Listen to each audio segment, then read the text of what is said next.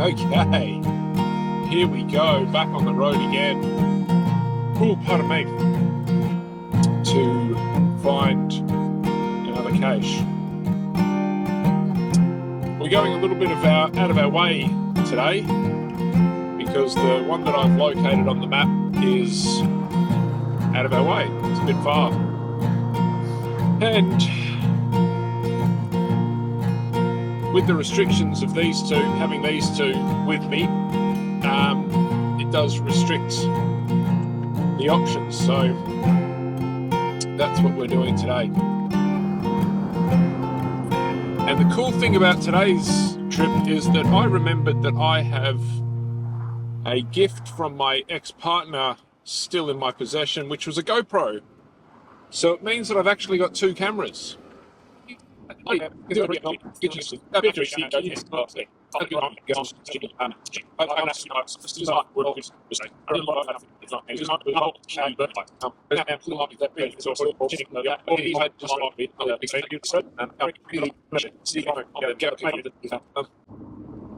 Anyway, that's a long-winded way of saying that on this trip we're going to have two cameras, and so maybe we're going to get some pretty fancy camera work going on, but I doubt it. We'll see.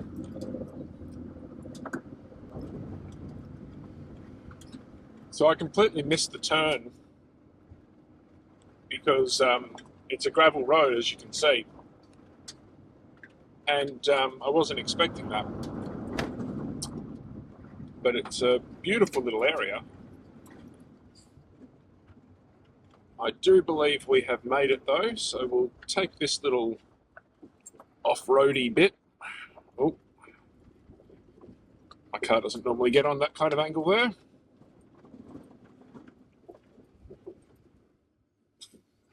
This is it. You guys excited?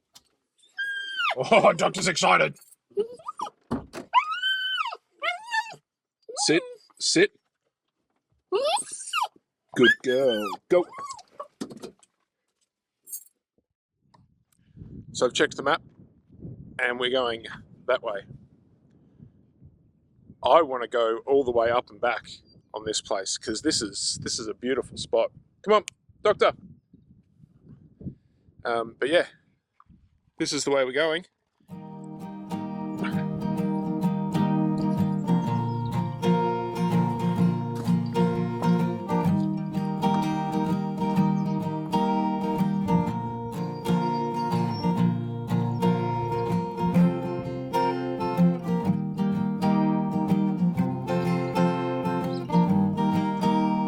Thought I heard voices.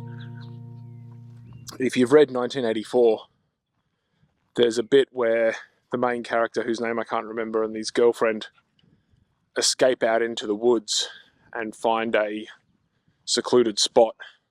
And I think they make love. But that's what this is reminding me of, because I'm not that far away from civilization. I'm not that far away from factory farming on that side, but these woods are just wild. It feels wild as, like, this is obviously grass is all getting mown on a semi-regular basis, but lots of wild spots under the trees. There is bird life like crazy around here. I'm seeing I can hear lots of birds, but I'm seeing them run around as well. Yeah, absolutely beautiful spot, and the dogs are having a good explore and a good sniff. I can see what I think is an ibis, a bin chicken. Might pull the phone out and use the zoom to try and get that.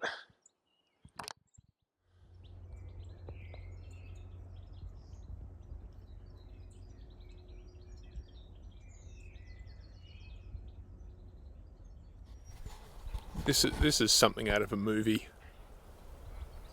This doesn't feel real. The way the tree has got the fallen over tree and the big stump, and this is like a pond, marsh, whatever you want to call it. The dogs did a bit of exploring down there and got their paws wet. The fact that there's amaranth, and you can hear, there's probably a frog or something in there, and you can hear just little noises. and the trees moving, and the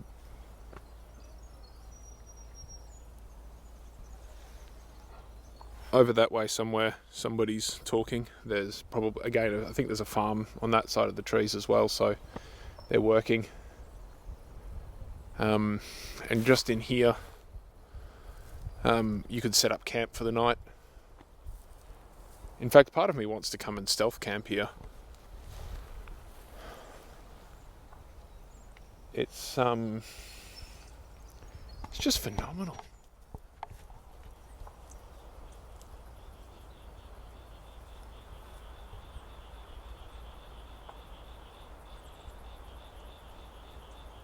But check this area out.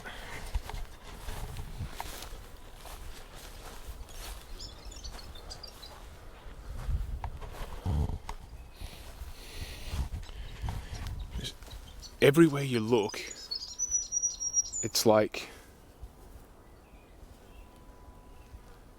fascinating views and stuff. Like if you look through there, there's like a little pond. And on this side there's obviously storm or what have you has lent this tree over. And then there's unfortunately car tyres in there, but it's just absolutely fantastic.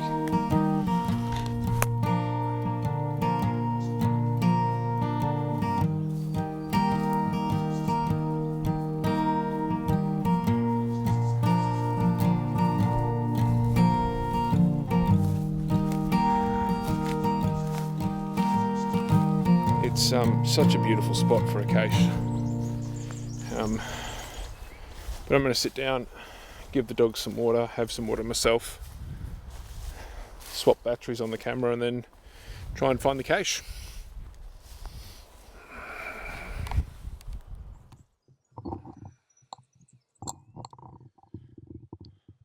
Cache is that way,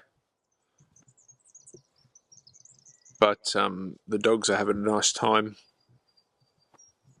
sniffing around, and it is just so beautiful here. It's actually quite a lot cooler in the shade under this tree, given that we're just at the start of springtime here. It's not surprising, but it's nice in the sun at the moment. So here in the shade under the tree, it's a little bit cool. This is the kind of, like, I've done a little bit of landscape gardening, and in fact in a couple of days I'm going for a job interview at another place, another landscaping place, and please don't eat things. What are you eating? And this is the kind of natural landscape that takes time. You can't fake this. Like, there's pine needles caught in creepers that are climbing over trees. There's creepers that have climbed up these dead branches, but they're not fully dead. Where's that one coming from? Oh wow. I don't know if I'm going to be able to show this quite clearly, but that branch there goes down and then up, I think.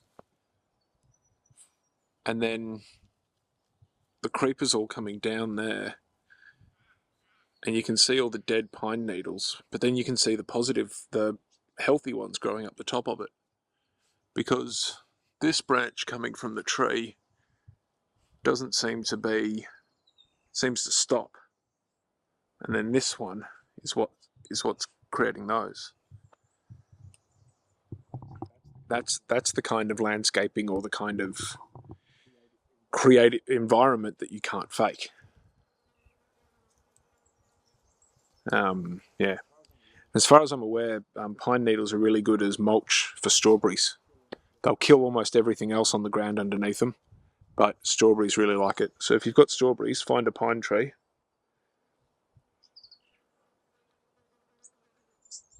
And of course, pine cones are really good for fire for your fireplace.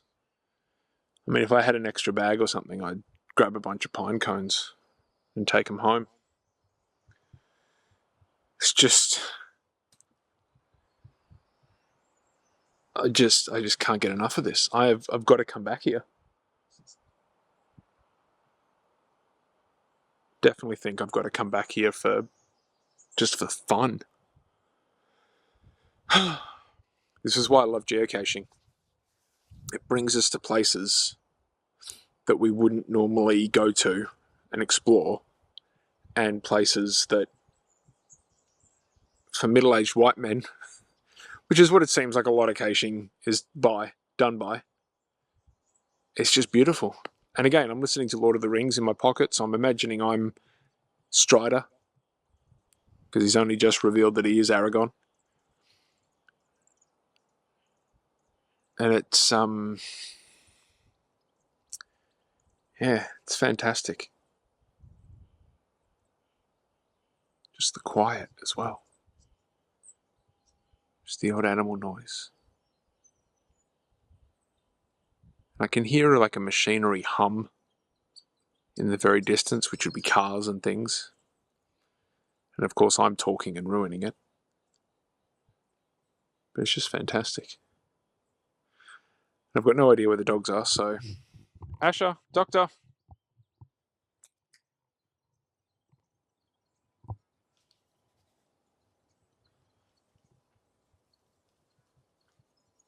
Oi! Doctor, where are you going? You're going the long way, babe. Who's a good girl? Yes, who's a good girl. I'll get some jerky out for you in just a second. Where's Doctor? There she is. Doctor, come on. There you go. Good girl. Come here. Yes. Good girls. Good girls. Is this a good spot? Yeah, good spot. I think it's a good spot. Do you think it's a good spot? Well, thank you.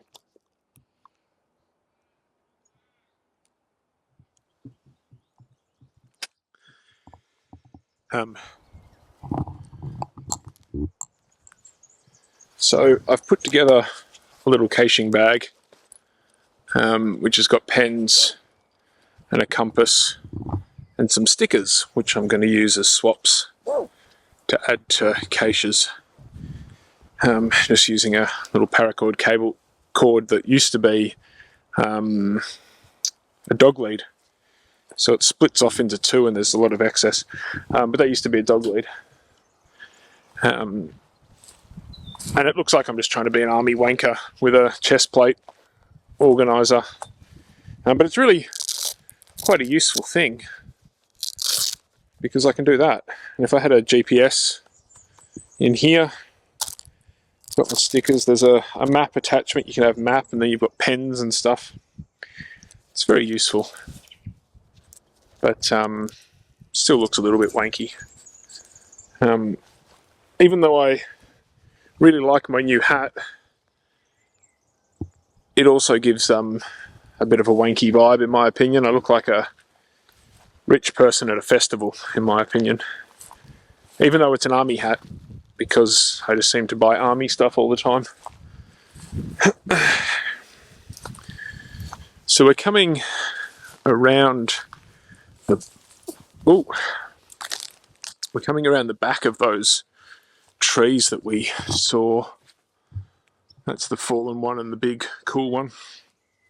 And the interesting thing is, I mean, this tree, like, tell me this isn't like an adventure. Wish I had like a tripod or something and I could get footage of the dogs and me walking across there. Something out of Lord of the Rings. But this is fantastic. There's a little creek running off into that marsh. There's stinging nettles. Stinging nettles. That's a stinging nettle too. Stinging nettles are awesome to put into tea. I remember I made tea with them one time, and when I went to the toilet, my urine was fluoro, like I'd had multivitamins. They are absolutely fantastic. Obviously they sting though, so I'm not going to bother picking them today, but it's good to know that there are some here. Now the question I have, there is evidence of something coming through here. Given that I doubt that there are hooved animals here, there would only be foxes and rabbits and things, I'm going to assume, you can see there on the path that I just walked across, I'm going to assume the cache is somewhere here. So give me a second to look at my phone, and we'll be right back. Here's some nice nature footage.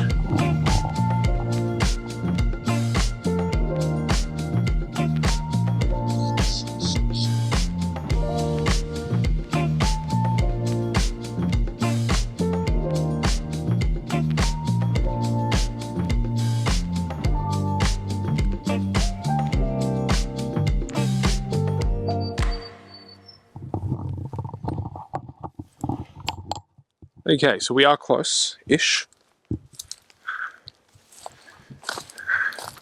I don't think you would have necessarily had to come across this part in order to get to the cache. You could have come at it from a different way with no problem. Some more stinging nettles just here. Man, I've got to come back here and harvest nettles. This here looks mown and sort of maintained up to just there.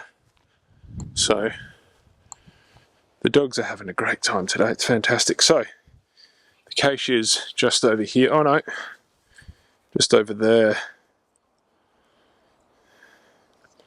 When you go caching, a lot of caches will tell you, or I've been watching American caching videos, so should I be calling it cache? A lot of times people will say, oh, the GPS wasn't quite right. And I think that's something to keep in mind. The GPS is never quite right. Well, not always. Especially when there's a lot of trees around or if you're not near things. But I've just gotten the vibration. I am very, very close. So I'm going to go... The cache I'm looking for is called Biscuit Farmer. The Biscuit Farmer, it's early to bed, early to rise, long-lived country boy, blah, blah, blah. The location, once a popular four-wheel drive playground, is now supposedly used by horses, but you can see in parts the remains of its past. No longer accessible by four-wheel drive as the Shire blocked the track off with a fence, and its decreased usage has left this area to become much more sandy. Enjoy the walk in the cache and try to guess which is the Biscuit Farmer's crops. No idea which one would be the Biscuit Farmer crops on either side, although I would imagine you could make biscuits out of amaranth, which we saw before.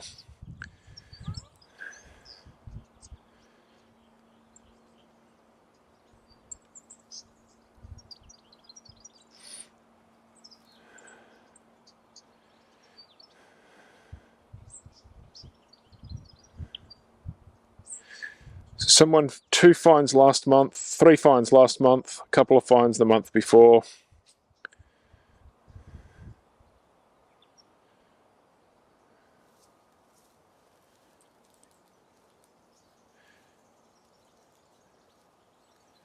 Plenty of finds. No one has DNF'd or did not find it recently, so it's pretty good. I'm not going to bother with the hint just yet. Navigation on the phone says it's just over here somewhere.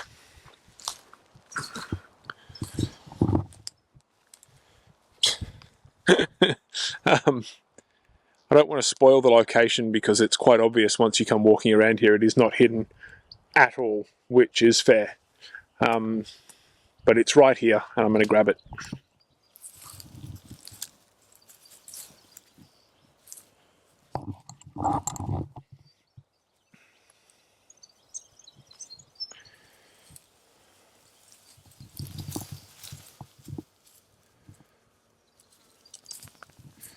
Okay, so typical that I finally remember to bring a pen and things, and this cache has got a pen. So we've got some sunglasses, some nicely painted rocks, But there's the log, which I'm going to sign. In this instance, the log is just a notepad, which is great because you can't really fill, you're not likely to fill one of them.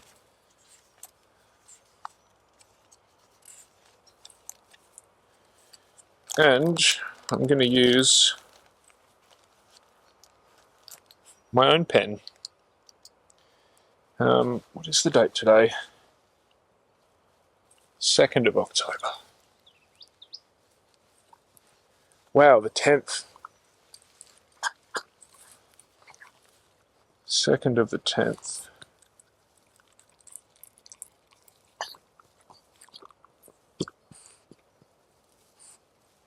Probably freak out.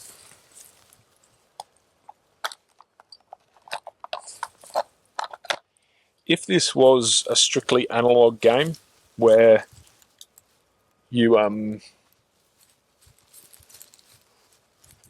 because I think if you're not using your phone and you're using a GPS, you sort of have to wait till you get home to log online the caches, which I feel is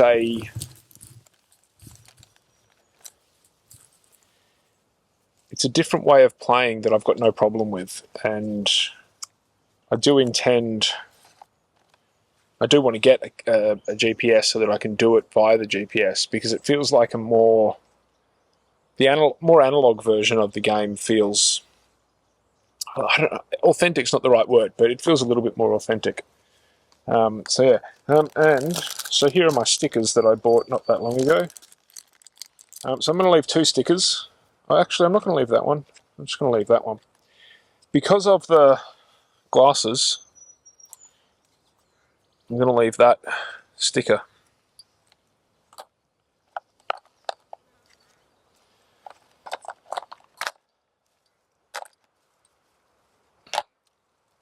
I don't think it really matters leaving things. I certainly don't take anything, because the leaving and taking of swaps is probably more for the kids than for the adults. But